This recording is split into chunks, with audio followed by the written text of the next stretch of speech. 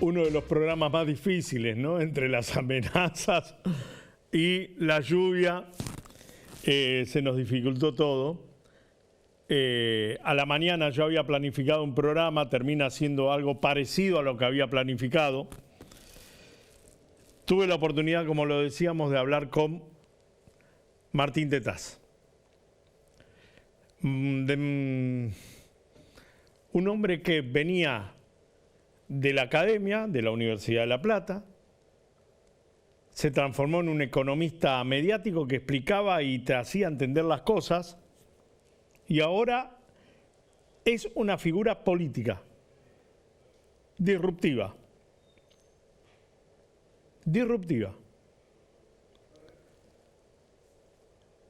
Hablamos de todo. Al estilo de Sentido Común, medio chabacano, medio en joda, medio en serio. Así, con Martín Tetaz. Bueno, tenemos la oportunidad de dialogar con Martín Tetaz, que se ha transformado en un dirigente político sin necesidad de decirse dirigente político. ¿Por qué? Porque marca tendencias, porque impone discusiones, porque instauró una nueva manera de discutir los problemas que cotidianamente sufrimos los argentinos. E igualmente no alcanza para decir, muchachos, miren, nuestro camino se modificó, la sociedad es otra y ahora tenemos que ir por mensajes mucho más claros. Parece que el radicalismo todavía se siente como en el Vaticano, que los cambios deben tardar 150 años y una cosa así. ¿Cómo andás? Gracias por estar. ¿Qué tal, Alejandro? No, a mí me parece que es al que los cambios están ocurriendo y que están ocurriendo con una velocidad bastante acelerada y que está reconfigurándose los espacios políticos de la Argentina. Vos pensás que cuando nace Juntos por el Cambio, nace con esos dos objetivos que eran allá en el 2015, principio de 2015, terminar con la hegemonía del kirchnerismo y darle a la Argentina una salida republicana, ¿no? Y cuando uno mira lo que está ocurriendo, esos dos objetivos están cumplidos. Digamos, supongamos que el escenario que efectivamente gana Milei, que es un escenario disruptivo para Juntos por el Cambio, pero que a su vez, porque uno piensa, bueno, pero el sector que ya se ha adelantado, el PRO que se va con Milei, seguramente de alguna manera cogobernará con Milei. Bueno, los que hemos planteado que vamos a estar en la oposición, vamos a estar en la oposición, o sea que ahí no hay posibilidad de unidad. Pero eso es, al mismo tiempo, el triunfo de Milei es la confirmación de que se terminó la hegemonía del kirchnerismo y de que se terminó el riesgo que nosotros teníamos, que veíamos sobre la cuestión republicana. Entonces, ahí hay que repensar qué lógica va a tener el nuevo espacio opositor de la Argentina, que muy probablemente, si eso ocurre, va a haber una centroderecha conformada, como lo es tradicionalmente en el mundo, un espacio de centroderecha y un espacio de centroizquierda. Acá esto estaba medio atravesado por la hegemonía del peronismo primero, del kirchnerismo después, y no permitía la construcción de todos esos espacios. Me parece que estamos yendo rápidamente, no despacio, no en 150 años, sino más bien de manera bastante acelerada a la conformación de esos dos grandes espacios en Argentina. Ahora, para que esos espacios se conformen, ¿no es necesario, por ejemplo, que pierda Unión por la Patria en estos momentos? ¿O eso se puede dar a pesar de la victoria de Unión por la Patria? Esa es una incógnita que no tenemos clara todavía, ¿no? Porque a mí me parece que es difícil si en un escenario donde gana Massa, porque ahí, viste, está la frase esta, el que se va sin que lo echen, vuelve sin que lo llamen. Entonces uno dice, ponele que gana Massa, efectivamente. Bueno, entonces seguramente Massa se va a comer a la mitad de Milei, porque de hecho la mitad de Milei la construyó Massa, entonces va a reclamar lo que le pertenece. Se va a traer un montón de diputados de Milei, se va a traer un montón de senadores de Milei, digamos, lo va a fagocitar. Y la figura de Milei además va a quedar disminuida y golpeada, con lo cual uno piensa, ¿queda margen para que quede conformada una centroderecha con Massa en el poder? No lo veo. Lo veo muy debilitado a Milei y más bien veo ahí ahí veo una reconstrucción con otro eje, con otro centro, con otro equilibrio de poder, pero veo una reconstrucción de Juntos por el Cambio, que ya no será más Juntos por el Cambio, porque no tendrá sentido por esto que veníamos discutiendo, pero que va a ser otro espacio más transversal, ¿no? Viste que acá la característica del peronismo, Alejandro, que ha cortado por primera vez la torta horizontal en Argentina. En el mundo siempre la torta se corta de los espacios políticos de manera vertical. Entonces vos tenés un espacio que se queda a la izquierda, otro espacio que se queda a la derecha, pero acá el peronismo ha cortado la torta transversal, entonces tiene un pedazo de derecha y un pedazo de izquierda dentro del peronismo. Todo eso me parece que se va terminando, que eso sí se va votando en cualquiera de los dos escenarios.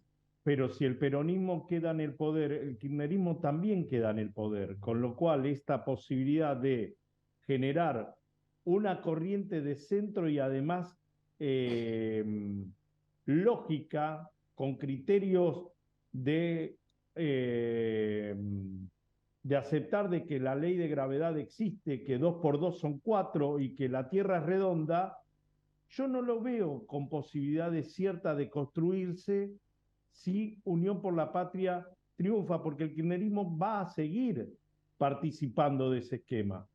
Bueno, ahí hay un debate, ¿no? Que es el segundo debate interesante, yo me meto ahí con cuidado porque no quiero ser irrespetuoso de los otros espacios políticos, no me gusta hablar de las internas de los espacios que no son los míos, pero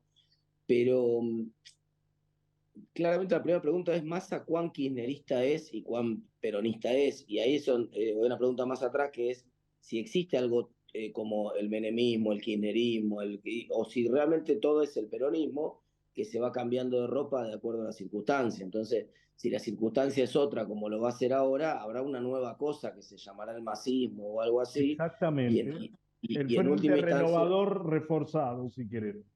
y en última instancia ese masismo va a ser más peronismo, como siempre, ¿no? Entonces se va a apoyar en un ala de derecha que van a ser los gobernadores del norte, los sectores más conservadores, y lo que le saque a Milei, y se va a apoyar también en una ala de izquierda con la cual va a confrontar, porque ahí el otro espacio de poder fuerte que va a tener el gobierno de Massa, enfrentando con intenciones de disputar, no va a ser Cristina, sino que va a ser Kicillof. O sea, Cristina, vos a quién tratás de derrotar o de disminuir en términos de poder político cuando llegás a la presidencia, al que puede disputártela hacia adelante.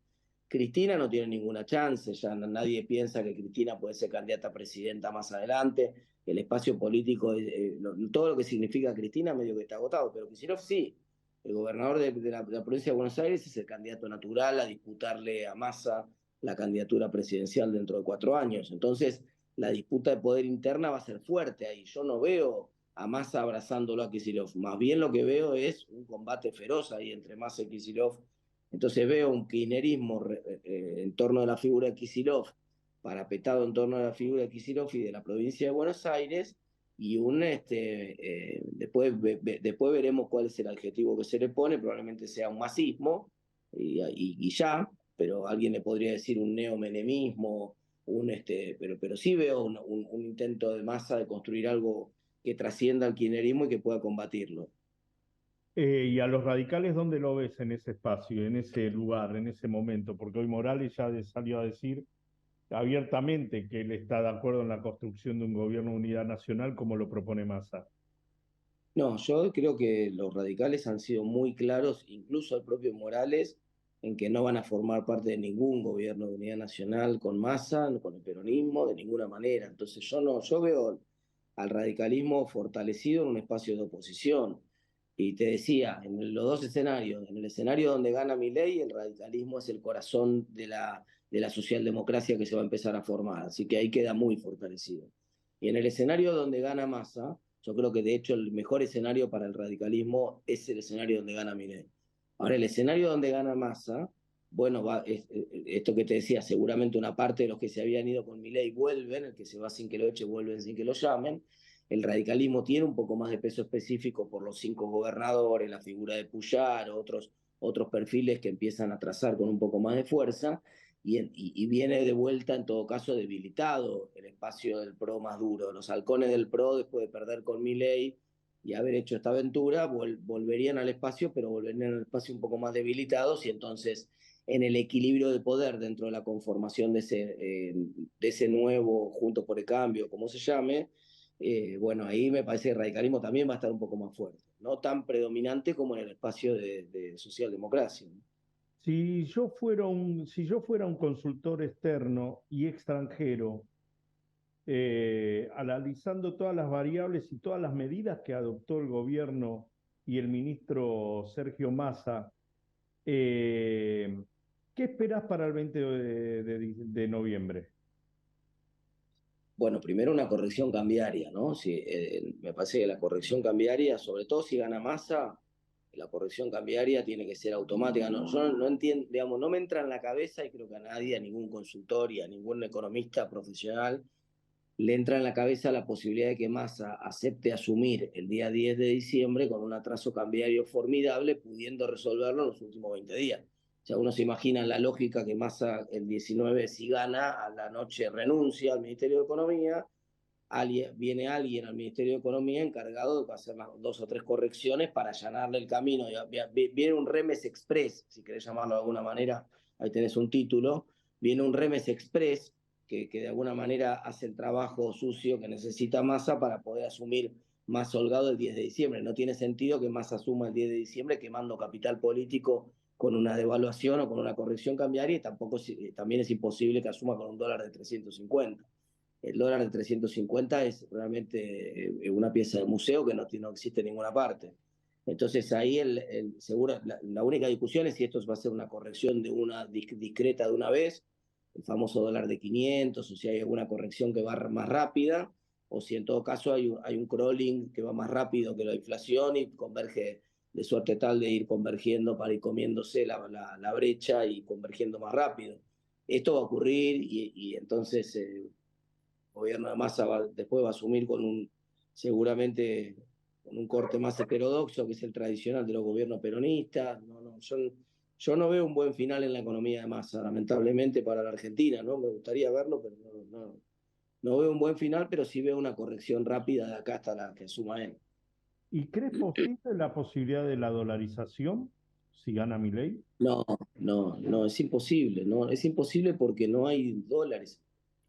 La única posibilidad de que ocurra una dolarización sin dólares, o sea, para hacerlo más claro para la gente, el gobierno para que exista una dolarización tendría que canjearte los pesos por dólares. O sea, algunos dicen, no, pero hay un montón de dólares en la economía. Sí, pero no son del gobierno, son de la gente los dólares que hay en la economía. Entonces el gobierno no puede canjear, decirle a la gente, dame los pesos que están en circulación, no valen más. Esto como un cambio de moneda. ¿Viste cuando se hace el cambio de moneda? ¿Cómo se hace el cambio de moneda? El Banco Central anuncia, bueno, los billetes de peso dejan de entrar en circulación el día 30 de diciembre. Hay tiempo para canjearlo. Usted vaya al banco, ya en el banco no le van a dar más peso, ahora le van a dar el australes o la moneda nueva que sea. Perfecto. Entonces vos vas renovando la moneda. Eso como se haría con una dolarización, la misma cosa. Ahora, si vos no tenés los dólares, el Estado no tiene los dólares, ese proceso no lo puede hacer. El único proceso que puede hacer el Estado es invitar a los particulares a que empiecen a hacer transacciones en dólares, que se dolaricen de hecho, y que empiecen a pagarle los impuestos en dólares para que en la medida que le pagan al Estado los impuestos en dólares, entonces el Estado empieza a tener dólares para empezar a cancelar, a sacar peso de circulación.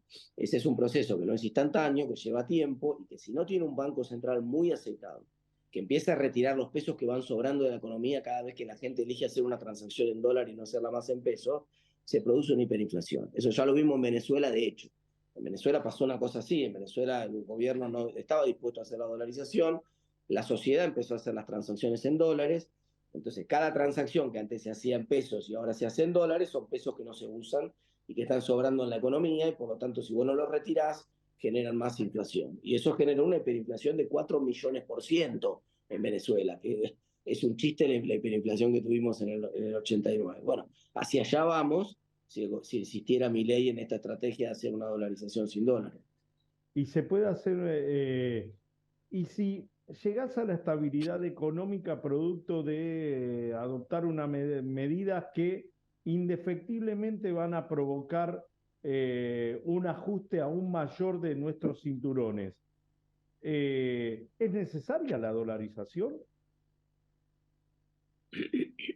Bueno, siempre las discusiones de los cambios de regímenes monetarios te llevan a ese punto, ¿no? Que vos decís, bueno, si cualquier régimen monetario para funcionar requiere orden fiscal, requiere prudencia monetaria, obviamente, requiere prudencia. Bueno, pero si ya tenés todo eso, ¿para qué querés la dolarización, no? ¿Para qué querés todos los cambios que tenés que hacer?